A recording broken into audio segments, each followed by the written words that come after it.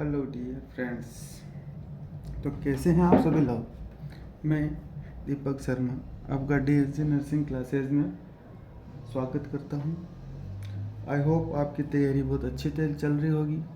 जैसा कि अभी GNM first year and second year के एग्ज़ाम्स हैं, इसी पर्पज़ से मैं एनाटॉमी एंड फिजियोलॉजी के क्वेश्चंस लेके आया हूँ, जिसमें माइक्रोबायोलॉजी का भी एक पार्ट होता है और पहला ही पेपर होता है जिसको आपको बायोसाइंस के नाम से जाना जाता है।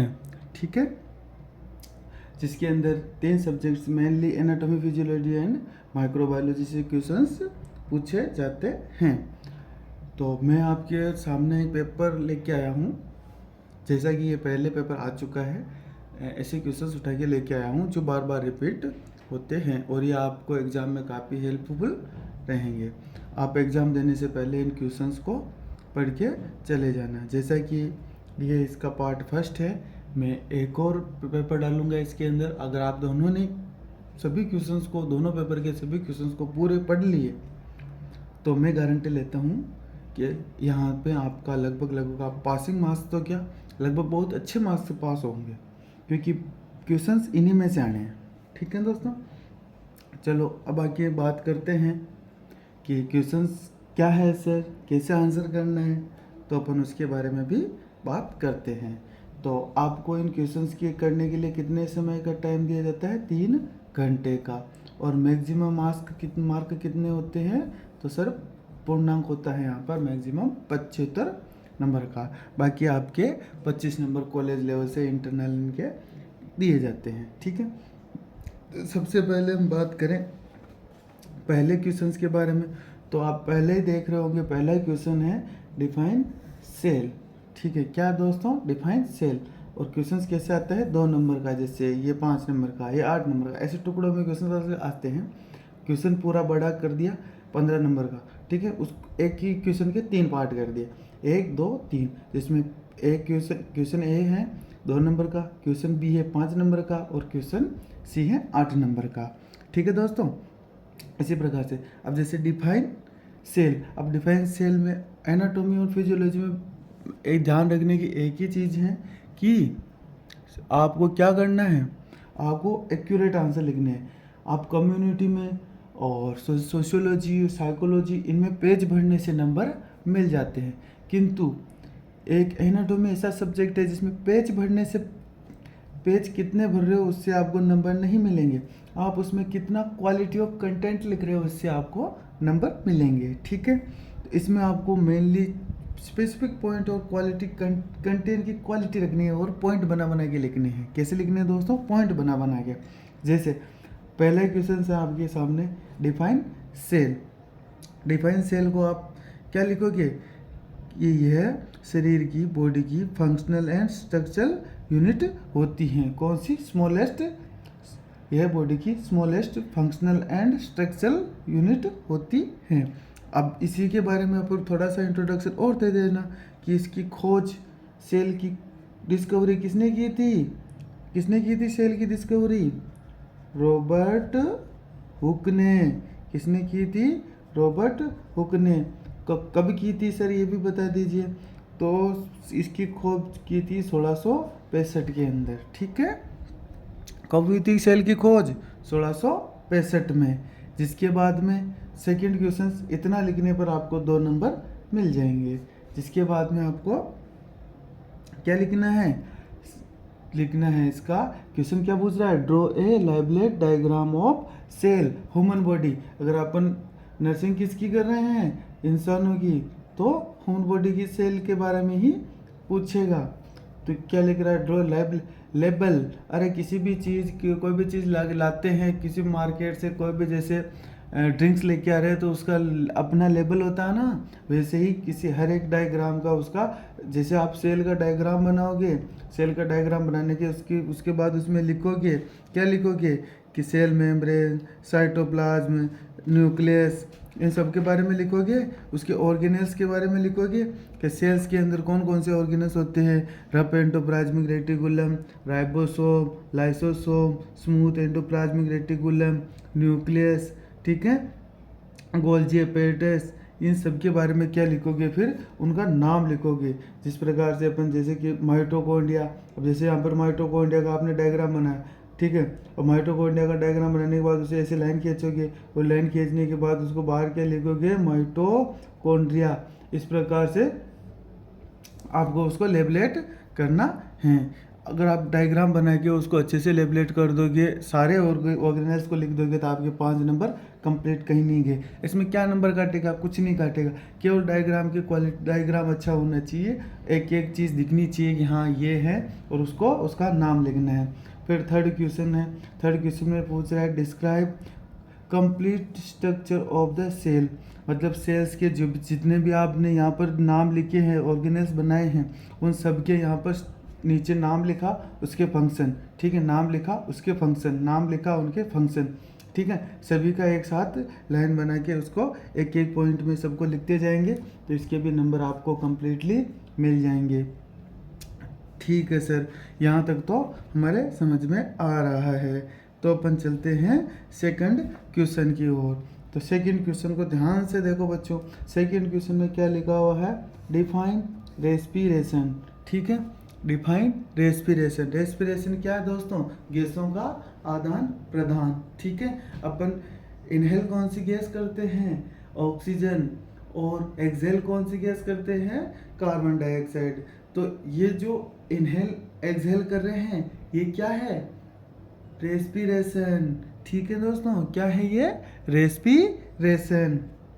इसी प्रकार से रेस्पिरेशन की डेफिनेशन लिखोगे, ठीक है। उसके बाद क्या लिखना है, वही draw the labelled diagram of the respiratory system, पूरे के पूरे रेस्पिरेटरी सिस्टम का डायग्राम बनाना है। कहाँ से स्टार्ट करना है, नोज स्ट्रिल से, नोज स्ट्रिल, ये अपना नाक है ना, नाक, नोज, यहाँ से डायग्राम को स्टार्ट करना है, नोज स्ट्रिल। नोज स्ट्रिल के बाद में कौन सी, नेजल कैविटी, नेजल कैविटी के बाद में कौन आता है, सर फेरिंग्स आता है, अच्छा फेरिंग्स लिख देना। फेरिंग्स के बाद में कौन आता है, सर लेरिंग्स आता है। लेरिंग्स के बाद में सर ट्रेकिया, ट्रेकिया के बाद में सर केरनिया ऑफ ट्रेकिया, जहाँ से दोनों ब्रोंकियोस अलग अलग डिवाइड होते हैं और अलग अलग लंग्स में जाते हैं। फिर आपको लिखना है लंग्स।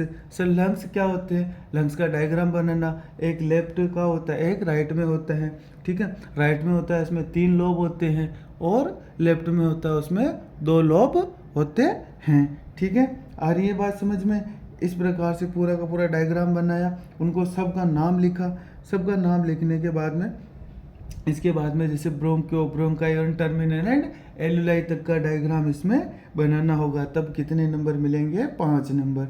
जिसके बाद explain the mechanism of respiration, इसमें आपको इंटरनल एंड एक्सटर्नल दोनों रेस्पिरेशन को समझाना होगा। कौन कौन से, इंटरनल को और एक्सटर्नल रेस्पिरेशन को, ठीक है। अब इंटरनल एक्सटर्नल रेस्पिरेशन है, इसको एक दूसरे नाम से और जानते हैं, किसको, एक्सटर्नल को। एक्सटर्नल रेस्पिरेशन को किसी दूसरे नाम से जानते हैं, पल्मोनरी रेस्पिरेशन के नाम से, पल्मोनरी रेस्पिरेशन, ठीक है। अब ये रेस्पिरेशन, एक्सटर्नल रेस्पिरेशन किस किस के बीच में होता है, तो ये होता है एलुलाई एंड ब्लड के बीच में। किसके बीच में, एलुलाइड एंड ब्लड के बीच में, ठीक है।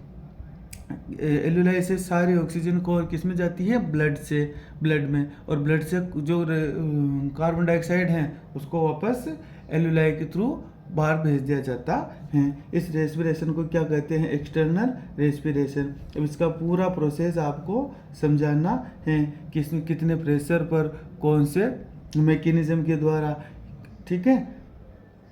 फिर दूसरा क्या, कौन सा आता है सर, इंटरनल रेस्पिरेशन। कौन सा, इंटरनल रेस्पिरेशन। सर ये कहाँ होता है, तो बेटा जी ये होता है सेल, टिश्यू एंड ब्लड के बीच में। कहाँ होता है, सेल, टिश्यू एंड ब्लड के बीच में।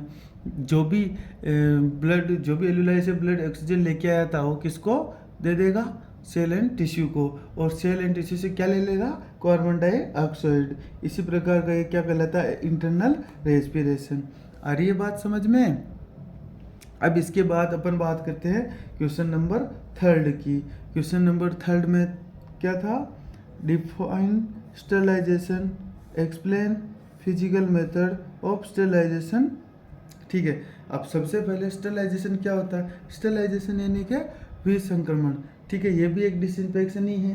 क्या है? ये भी एक डिसइंफेक्शन ही है, लेकिन फ़र्क इतना है कि डिसइंफेक्शन में केवल और केवल माइक्रो ऑर्गेनिज्म डिस्ट्रॉय होते हैं, उनके स्पोर डिस्ट्रॉय नहीं होते हैं। लेकिन स्टेलाइजेशन में उनके स्पोर भी डिस्ट्रॉय हो जाते हैं। ठीक है, इसी को यानी कि क्या स्टेलाइजेशन की क्या डेफिनेशन लिखोगे फिर के destroy micro organism with spore, क्या उनके स्पोर समेत डिस्ट्रॉय हो जाएंगे।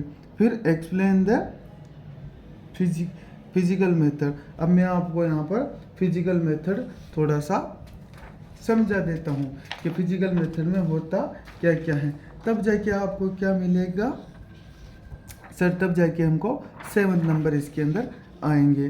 तो सबसे पहले इसके अंदर फिजिकल मेथड के अंदर पहला बताता हूँ मैं आपको कौन सा, ड्राई हीट। कौन सा दोस्तों? Dry heat. फिजिकल मेथड में सबसे पहले कौन सा आएगा? Dry heat. ठीक है दोस्तों, ड्राई हीट। अब सर इसमें ड्राई हीट में कौन कौन से आते हैं? ड्राई हीट में भी बता देते हैं। ड्राई हीट में आता है एक तो ज्वाला, फ्लेमिंग। कौन सा? फ्लेमिंग। फ्लेमिंग बोले तो ज्वाला, आग। क्या? आग। फिर कौन सा आता है सर? एक और आता है, एक और कौन सा आता है सर? इसमें आता है हॉट एयर ओवन। क्या आता है? Hot air oven. क्या? Hot air oven. और क्या आता है इसके अंदर? और भी आते हैं क्या? बिल्कुल आते हैं। क्या आते हैं? Reds heat. ठीक है, ये रेड्स हीट क्या होती है सर? बेटा जी, ये रेड शीट और कुछ नहीं होती है। ये रेड शीट वही है जो फोर्सेप वगैरह, वायर लूप, नीडल्स, इनको आदि को स्टेलाइज किया जाता है। सर इसका टेम्परेचर कितना होता है इनको करने का? तो बेटा जी इनका टेम्परेचर कितना होता है? 180 डिग्री सेल्सियस। अच्छा, तो सर इसमें टाइम कितना लगता है? तो टाइम इसमें वैसे रेशो में दिए तो 5 से 10 मिनट, और एक आंसर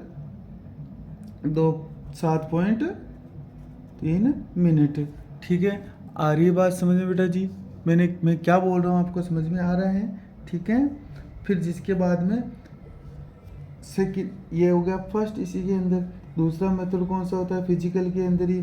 फिर फिजिकल के अंदर ही होता है मॉइस्ट हीट। Moist heat. अच्छा, मॉइस्ट हीट। अब मॉइस्ट हीट में तो सबसे बढ़िया आप सभी जानते ही हो क्या आता है? ऑटोक्लेव। क्या आता है? ऑटोक्लेव। सर इसका टेम्परेचर बता दो ना। बता देते हैं, क्या होता है? 121 डिग्री सेल्सियस। सर इसमें प्रेशर कितना होता है वो भी बता दो। बता देते हैं, 15 LBS पर इंच। ठीक है सर, 15। सर इसमें टाइम कितना होता है? तो टाइम भी बता देते हैं, 20 से 30 मिनट। अच्छा, 20 से 30 मिनट, एक आंसर 30 मिनट। अच्छा सर, प्रेशर को कोई दूसरी इसमें भी लिख सकते हैं क्या? हाँ लिख सकते हैं। ये दूसरी इकाई है, दूसरी यूनिट है जिसके अंदर इसको लिखा जाता है। क्या? 1.05 kg अपॉन सेंटीमीटर स्क्वायर। ठीक है, और बताओ हमें तो और बोलो। तो और बताते हैं आपको कौन सा मेथड होता है। एक मेथड होता है बॉयलिंग। कौन सा मेथड होता है दोस्तों? बॉयलिंग। अच्छा, बॉयलिंग में सर टेम्परेचर कितना होता है? बॉयलिंग में टेम्परेचर रखते हैं 100 Celsius, 100 degree Celsius. Sir time कितना होता है? टाइम 5 मिनट का होता है। कितने मिनट का होता है? 5 मिनट में होता है। और सर एक दो मेथड और बता दो। तो और बता देते हैं, रेडिएशन मेथड। रेडिएशन यानी कि विकिरणें। अच्छा, ये विकिरणें क्या होती है? अरे हाँ, वही विकिरणें जो आप समझ रहे हो, गामा रेज, एक्स रेज। ठीक है, वही विकिरणें।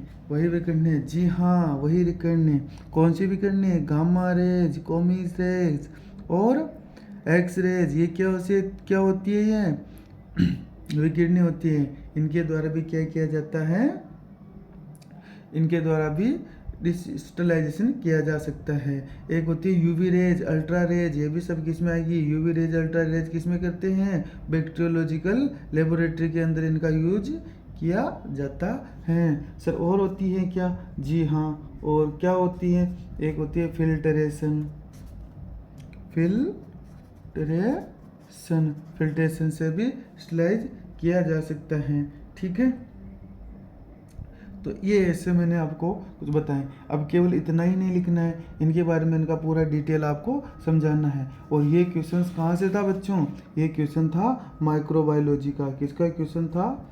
माइक्रोबायोलॉजी से ये क्वेश्चन था। ठीक है, अब इसमें सब बी एक और रह गया ना, बी रह गया बेटा, लेकिन इसमें क्या बताएं? इसमें बताना ही क्या है? ये बोल रहा है factor affecting of development of micro organism, मतलब माइक्रो ऑर्गेनिज्म के डेवलपमेंट के लिए कौन कौन से फैक्टर अफेक्ट करते हैं? हाँ करते हैं, इन्वायरमेंट फैक्टर भी करता है। कौन सा करते हैं? सर इम्यूनिटी भी करती है।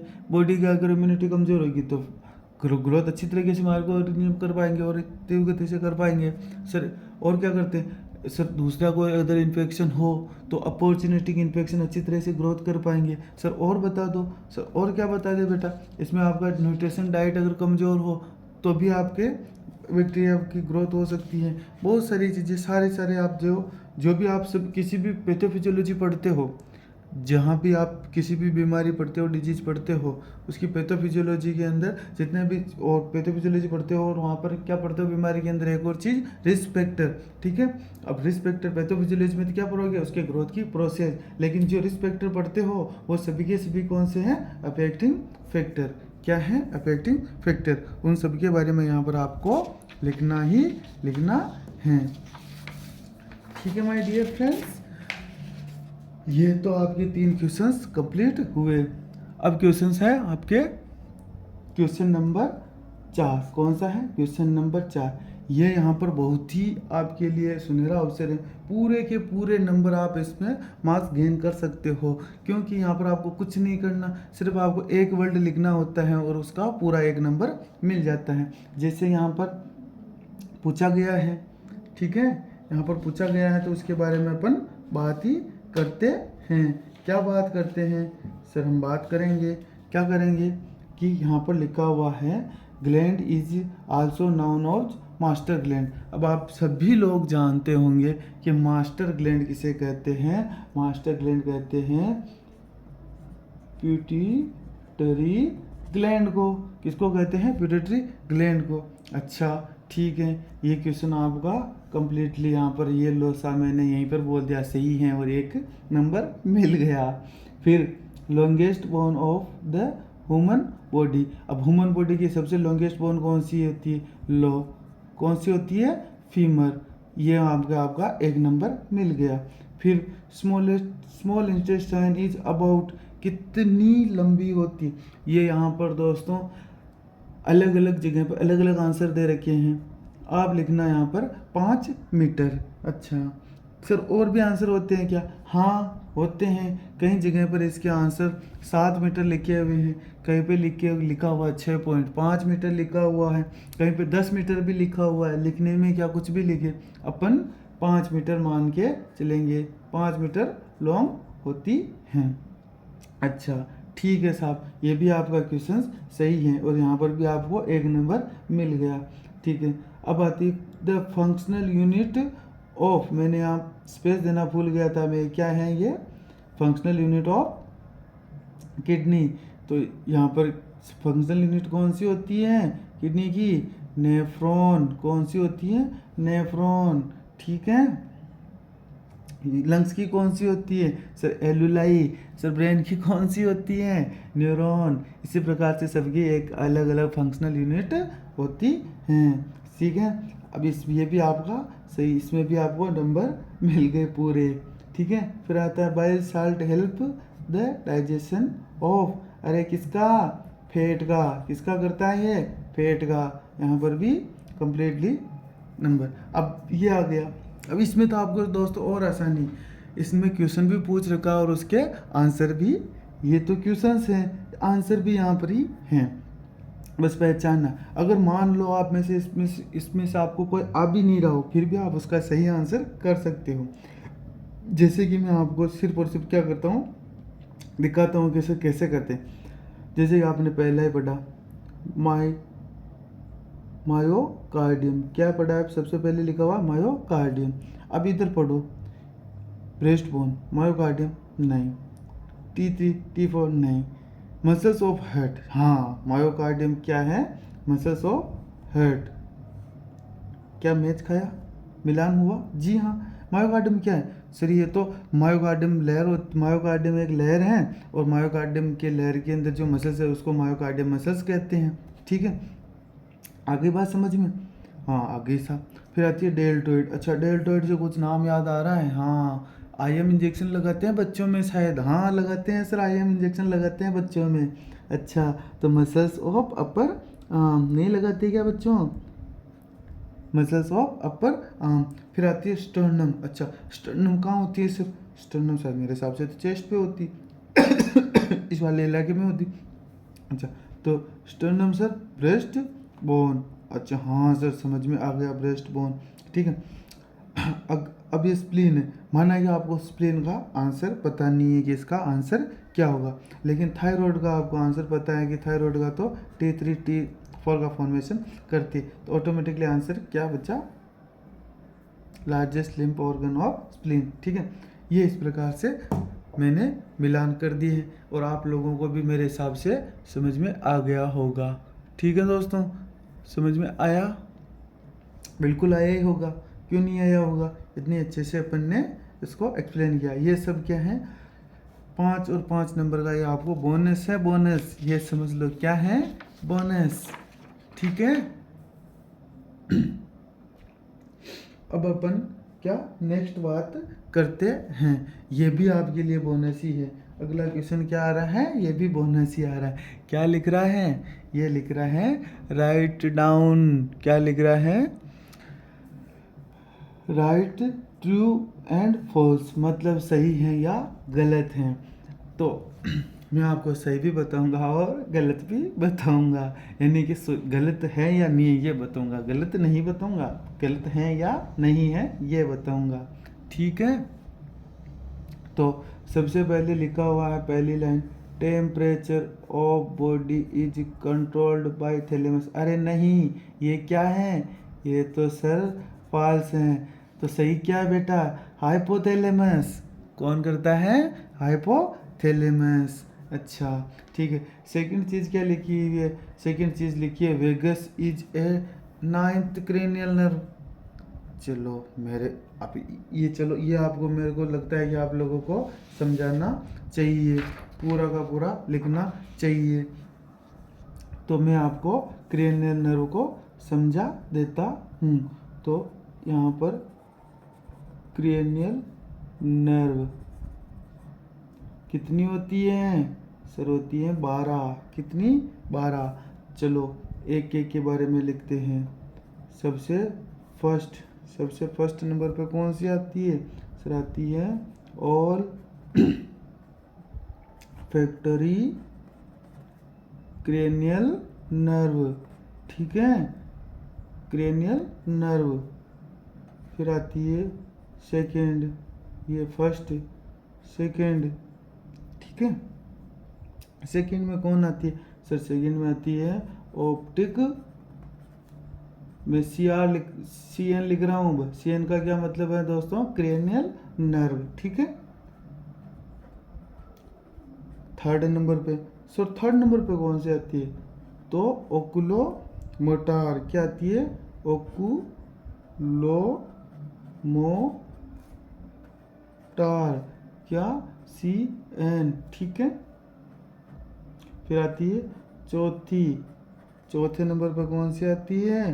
Trochlear nerve. कौन सी आती है? Trochlear nerve, cranial nerve. ठीक है, पांचवें नंबर पर सर, पांचवें नंबर पर आती है ट्राइजीमिनल नर्व। कौन सी आती है? ट्राइजीमिनल नर्व, क्रेनियल नर्व। ठीक है सर, छठे नंबर पर कौन सी आती है? तो छठे नंबर की क्रेनियल नर्व कौन सी है? तो छठे नंबर की क्रेनियल नर्व लिखो बच्चों आप, एब्डुसेंस क्रेनियल नर्व। ठीक है सर। सातवें नंबर की कौन सी होती है? सातवें नंबर की भी आपके सामने हाजिर हो रही है। कौन सी होती है? Facial cranial nerve. सर आठवें नंबर की, आठवें नंबर की भी बताएंगे ना, क्यों नहीं बताएंगे? जब सब बता रहे हैं तो आठवें नंबर से कौन सी बेर अपनी, उसको भी बताएंगे। क्या बताएंगे? Vestibulo vestibulo cochlear nerve. कौन सी नर्व? Vestibulo cochlear nerve. कौन सी नर्व? Cranial nerve. तो सर नाइन्थ नंबर को बताओगे? क्यों भाई, नाइन्थ नंबर ने अपना क्या बिगाड़ा? नाइन्थ नंबर को भी बताएंगे। सबको बता रहे तो नाइन्थ नंबर का भी नंबर आएगा, तो नाइन्थ नंबर को भी बता देते हैं। नाइन्थ नंबर की कौन सी होती है? Glossopharyngeal nerve. कौन सी होती है? Pharyngeal nerve. Glossopharyngeal cranial nerve. ठीक है सर। टेंथ नंबर की, अरे हाँ भाई, यही तो है, यही तो है सबके लिए वेरी वेरी इम्पोर्टेंट। आरो है बात समझ में? अरे आरो है गए, बिल्कुल आरो होगो, क्यों नहीं आरो होगो? 11 नंबर की कौन सी होती है? 11 नंबर की होती है असे accessory accessory cranial nerve. Sir 12 number की कौन सी होती है? सर 12 नंबर की लास्ट होती है क्या? हाँ भाई 12 ही तो होती है। कौन सी होती है? हाइपोग्लोसियल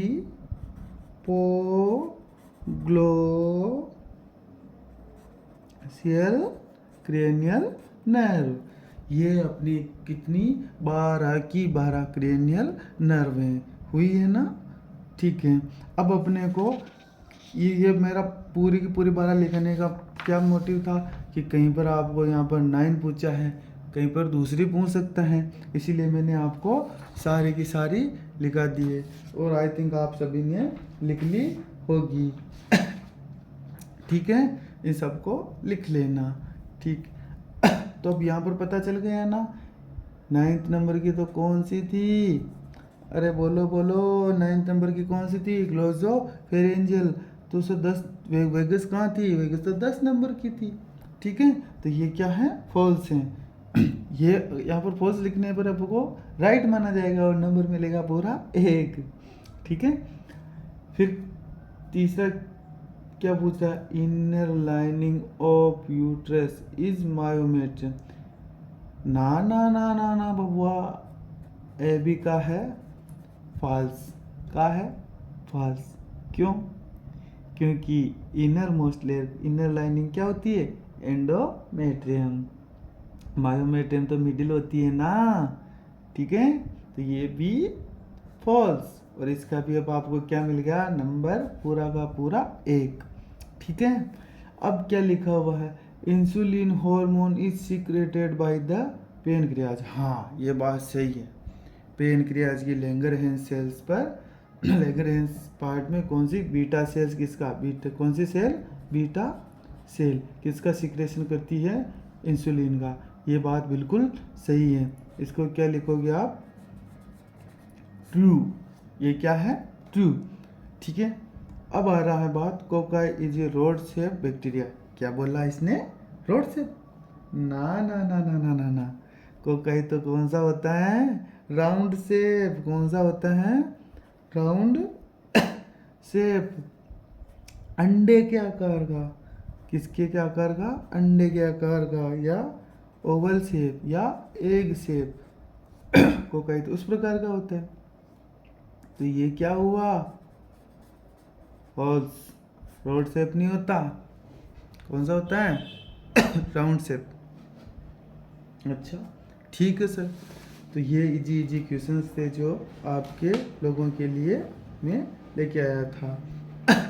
अब सर ये लास्ट वाला क्वेश्चन, शॉर्ट नोट्स वाला, सबसे बेस्ट मार्क्स तो इसी में गेन किए जाते हैं। सबसे बेस्ट मार्क्स इसी के लिए गेन किए जाते हैं। क्यों? क्योंकि इजी इजी चीज़ें हैं। एक नहीं आवे तो दूसरा, दूसरा नहीं आवे तो तीसरा, चार चार ऑप्शन है, चारों में से 3 करने होते हैं। शॉर्ट नोट्स पूछेगा तो इसी प्रकार से वो पूछेगा कि शॉर्ट नोट्स इसी प्रकार से पूछेगा वो। सबसे पहले कि आपको क्लासिफिकेशन ऑफ जॉइंट। तो सबसे पहले क्लासिफिकेशन जॉइंट, तो जॉइंट को कितने भागों में बांटा गया है दोस्तों? कितने भागों में बांटा गया है जॉइंट को? जॉइंट को बांटा गया है सबसे पहले 3 पार्ट में। पहला जॉइंट कौन सा होता है? सब पहला जॉइंट होता है फाइब्रस जॉइंट। कौन सा होता है? Fibrous joint. दूसरा जॉइंट कौन सा होता है सर? Cartilaginous joint. कौन सा होता है? Cartilaginous joint. कौन सा होता है दोस्तों? कार्टिलेजियस जॉइंट, ठीक है। और फिर से तीसरा कौन सा होता है? एक जॉइंट और होता है सबसे अच्छा, सबका प्यारा, वो कौन सा? Synovial joint. साइनोवियल जॉइंट, ठीक है। अब इसमें वापस भी अलग अलग पार्ट होते हैं, जैसे फाइब्रस जॉइंट है। कौन सा? Fibrous joint. इसके भी वापस अलग अलग पार्ट होते हैं, वो सब आप ही को लिखने हैं कि जैसे फाइब्रस जॉइंट है, फाइब्रस जॉइंट के भी अलग अलग पार्ट होते हैं। कौन सा? सुचुर। कौन सा होता है? सुचुर लाइन, ठीक है। कौन सा होता है? सुचुर लाइन। और दूसरा ऐसे अलग अलग पार्ट होते हैं इसके। एक होता है सुचुर लाइन, एक होता है साइनोलेमसिस, ठीक है। और एक क्या होता है? गोम्फोस जॉइंट, ठीक है। गोम्फोस जॉइंट, ठीक है। इसी प्रकार से इसमें ये फाइब्रस जॉइंट भी 3 प्रकार का होता है। कार्टिलेज जॉइंट कितने? 2 प्रकार का होता है। कौन कौन सा होता है? सिनकोड्रिस और एक तो होता है सिंकोड्रिसिस और एक होता है सिम्फाइसिस जॉइंट, ठीक है। अच्छा, ठीक है। ये मूवेबल जॉइंट, ये तो बिल्कुल ही मूवेबल नहीं होता है। साइनोवियल जो मूवेबल जॉइंट होता है। अब साइनोवियल में भी बहुत सारे जॉइंट होते हैं, बॉल एंड सॉकेट जॉइंट है ना, और हिंज जॉइंट, पिलबर्ट जॉइंट, ठीक है। इन सारे जॉइंटों के बारे में आपको बताना है। मेनली 3 टाइप का लिख के, इसके 3 टाइप होते हैं, इसके 2 टाइप होते हैं, और इसके तो बहुत सारे टाइप होते हैं, ठीक है। इसके तो बहुत सारे टाइप होते हैं जो आप सभी लोगों को लिखने होते हैं, ठीक है दोस्तों।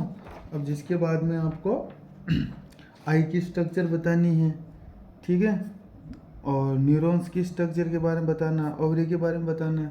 अब आई की स्ट्रक्चर के बारे में जैसे आईलिड वगैरह, कॉर्निया, रेटाइना, इनको पूरा का पूरा स्ट्रक्चर लिख के फिर उनके फंक्शंस लिखना है, ठीक है। आप डायग्राम बना के इसमें से थोड़ा थोड़ा फंक्शन लिख दोगे, आपको 5 नंबर इसमें भी मिल जाएंगे। न्यूरॉन्स का डायग्राम बना दोगे, टर्मिनल, एक्सॉन, सेल बॉडी, इन सब के बारे में लिख दोगे, डेंड्रियल, तो आपको 5 नंबर इसमें भी मिल जाएंगे। ओवेरी का डायग्राम बनाना है दोस्तों। ओवेरी में ग्राफियन फॉलिकल, प्राइमरी फॉलिकल, ठीक है, सेकेंडरी फॉलिकल, इनमेच्योर फॉलिकल, इनके बारे में समझाओ, इसकी लेयर के बारे में समझाओ, ठीक है। तो इस प्रकार से आप पूरा का पूरा ये पेपर सोल्व आउट कर सकते हो, ठीक है दोस्तों। ये तो होगी एक पेपर की बात। अब अपन नेक्स्ट पेपर नेक्स्ट वीडियो में लेके आएंगे और कुछ इम्पोर्टेंट टॉपिक भी लेके आएंगे। इस प्रकार से मैं आपको टोटली 7 क्वेश्चन, कितने क्वेश्चंस कराए दोस्तों मैंने इसके अंदर? 7 क्वेश्चन बताए, और मैं टोटल 7 क्वेश्चन और लेके आऊँगा। 7 7 14 क्वेश्चन, और टोटल मैं आपको 20 क्वेश्चन बताऊंगा। कितने? 20 क्वेश्चन। अगर आपको ने टोटल 20 क्वेश्चन पढ़ लिए तो पूरा का पूरा पेपर आपका इन्हीं 20 क्वेश्चंस में आएगा। पूरा का पूरा पेपर इन्हीं 20 क्वेश्चंस में आएगा। मैं टोटल आपको 20 क्वेश्चंस करवाऊंगा। इन 20 क्वेश्चन में आपसे पूरा का पूरा पेपर आएगा, ठीक है। इन 20 के 20 क्वेश्चंस को आप एग्ज़ाम देने से पहले पढ़ के चले जाना, आपका पेपर बहुत ही अच्छा जाएगा और आपको पहले नॉलेज होगा कि क्या लिखना है, क्या नहीं लिखना है, ठीक है दोस्तों। और इस चैनल को क्या करना है, आपको शेयर करना है, क्या करना है, शेयर करना है इस वीडियो को, और चैनल को सब्सक्राइब करना है, बेल आइकन की घंटी बजानी है, और सबसे ज़्यादा क्या करना है, शेयर करना है अपने दोस्तों को, मित्रों को, फ्रेंड्स को। ठीक है, जो भी एनाटॉमी फिजियोलॉजी से एग्ज़ाम देने वाले हैं, राजस्थान से हैं, एमपी से हैं या कहीं बाहर से हैं, उन सबको ये शेयर करो। ठीक है फ्रेंड्स, ओके, आज की क्लास को अब हम अपन यही विराम देते हैं, और विराम देने से पहले वीडियो को लाइक करो और शेयर करो और चैनल को सब्सक्राइब करो। थैंक्स। आज की क्लास यहीं समाप्त करते हैं। धन्यवाद।